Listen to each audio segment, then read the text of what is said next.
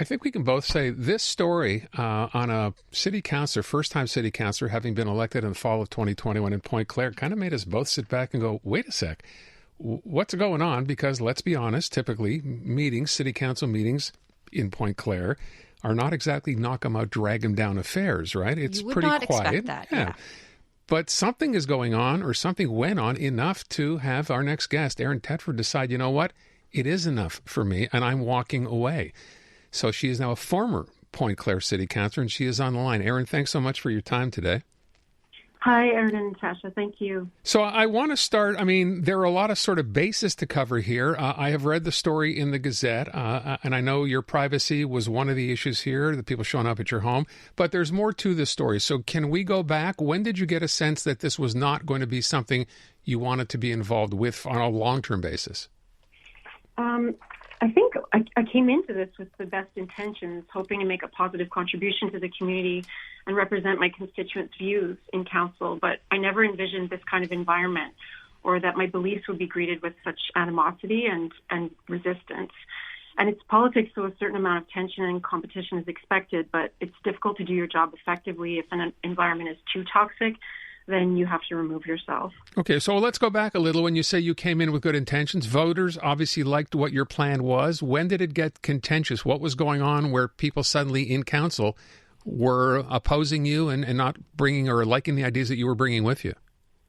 I think that perhaps we'll see a lot of this in the coming years. So my priorities and the platform I ran on and was elected based on our preservation of the tree canopy and preservation of the heritage buildings and special character in Pointe-Claire, in particular in District 1, where I was the city councillor, protecting the environment and green spaces and also affordable housing and diversity.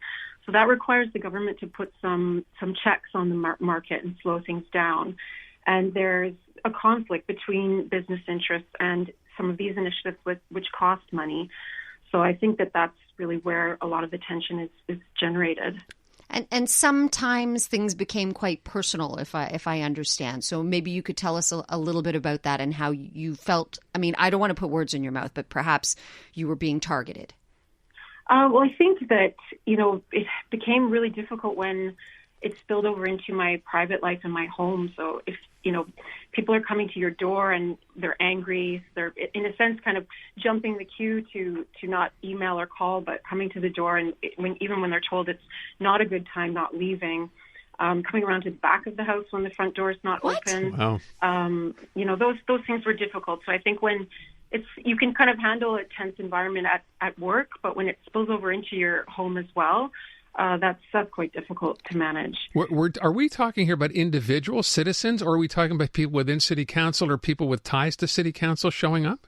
No, not people within the city council, but I believe citizens coming in. There seemed to be just, there was so much going on all at once that it's difficult to say exactly who or where it was coming from. But there seems to be such a divisive atmosphere that people have created sides and are deciding there's one side or another side, you're pro or against development. And that's not the case at all. I really believe in discussing ideas based on expert advice and listening to best practices and implementing those things and advocating for sustainable development that's done responsibly, given these are projects that will stand for 50 to 100 years. We want to make sure they're done correctly now. But that involves kind of slowing things down a little bit. So, that impacts economic interests when you're advocating for those things. How do you feel about all this? I'm sure you went into this, sort of as a new venture, a new, undertaking, and to have it end up this way, Erin. How are you feeling about it all? It's really disheartening. It's been a very difficult time. You don't, make a promise to stay and do a job for 4 years thinking you're going to leave after 1 year. And I think that, if there was a different atmosphere, it would be a job that I would absolutely love, because I come from an education background, but I love meeting with citizens and speaking about causes that I believe in very strongly. And there's just so much good that you can do in politics. It's incredible to be able to have the opportunity to shape legislation instead of just doing education, to kind of go that next step and shape the future of the city that's was really an incredible opportunity and such an honor to represent my constituents' views.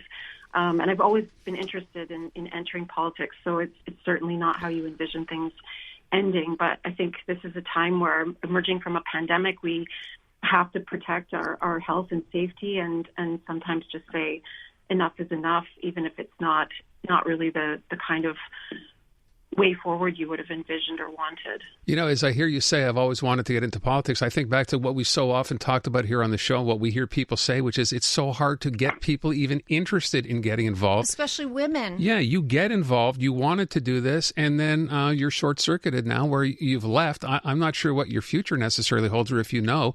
Is there a chance you'll get involved in anything political again? I think so. I mean, there's such an opportunity to make positive change, and I've met so many wonderful people through this job that I would like to stay involved. And I really believe in advocating for positive change in your, whether that's in your community or your city, province, or on a more national or international level. So I would very much like to stay involved, but you need to use your skill set to the best of your ability. And at a time like this where there's such an environmental crisis, you need to really be able to make an impact and see a difference. So if you think that you're not going to be able to make that impact, then I think you need to make a switch so that you can have kind of the greatest opportunity for positive change. In your Facebook post, you said one of the lines was, "I've witnessed a disturbing level of anger and division that I truly hope will lessen in the coming years." Politics has become, it's always been a bit of a dirty business. It's gotten even dirtier and nastier. What do you think it'll take to change that? I think it's going to take engagement from citizens, so more citizens coming in. And I think, there's a very small group they're very angry and very vocal and determined to create one side or another side. And that detracts from being able to discuss ideas and find solutions to complex problems, which is really, we've got a lot of challenges ahead of us in the next few decades. So that's what's needed. And I think that more citizens need to make their voices heard. And if they wish to change this kind of approach, stand up for the environment and citizens' quality of life. We're seeing this all over Canada. So if we want to preserve affordable housing and the diversity in our neighborhoods, we need to put some checks on the market, and it's up to governments to do that. I think that definitely we'll need more people to get involved. Have you heard from either people within council or citizens after you went public and posted this and the Gazette article as well, saying, no, you shouldn't quit. Tell us what it is. We want you to stay involved. What's reaction been? Yeah, they have a really wonderful group of supporters who have said those things. It's been a really difficult decision. And I think that I wish that had come out another way. But if you can't see a way to advance your agenda and your ideas, and you're not in an environment where you're explaining your deepest held beliefs and being laughed at, or they're not being taken seriously, let alone considered, that's an environment where you can't be productive.